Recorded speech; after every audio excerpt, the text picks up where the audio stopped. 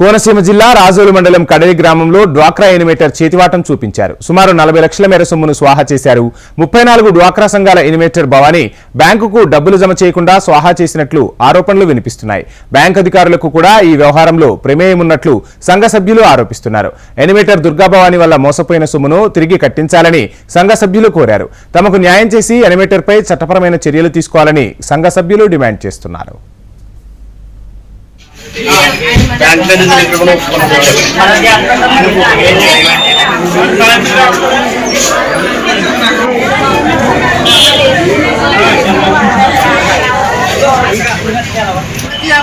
కూడా న్యాయం జరగాలి.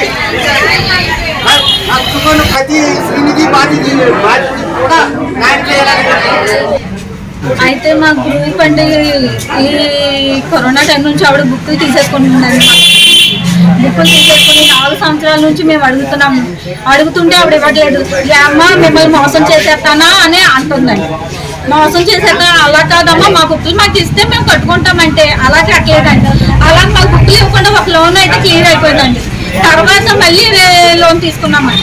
లోన్ తీసుకున్న తర్వాత ఇంతకీ మా లోన్ ఆవిడ క్లియర్ చేయలేదండి. మమ్మల్ని బ్యాంకులు కూడా ఎంట్రీ అవ్వకుండా మమ్మల్ని గేట్ కార్డ్ ఆపేసి మా దగ్గర అమౌంట్ తీసేసుకుని కనీసం మమ్మల్ని స్లిప్లు కూడా ఇచ్చారు కదండి అమౌంట్ కట్టింది ఇవ్వకుండా. ఇప్పుడు తేరా ఏమో 3,30,000 మాకు బ్యాలెన్స్ చూపిస్తుందండి. దీనికి బాధ్యత ఎవరండి?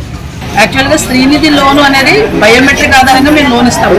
మెంబర్కి తెలియకుండా ఇవ్వడం అనేది జరగదు. ఖచ్చితంగా ముందు మెంబర్ బయోమెట్రిక్ వేసిన తర్వాత అది యాక్సెస్ తీసుకున్నాక అప్లికేషన్ వాళ్ళు ఇస్తారు.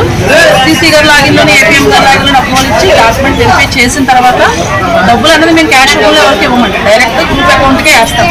ఆ గ్రూప్ అకౌంట్కి వేసిన తర్వాత ఆ డబ్బుల్ని కొంత గ్రౌండింగ్ అయింది మెంబర్స్కి, కొంత అమౌంట్ డైరెక్ట్గా బ్యాంక్ లోన్కి ట్రాన్స్ఫర్ చేసుకోవడం జరిగింది.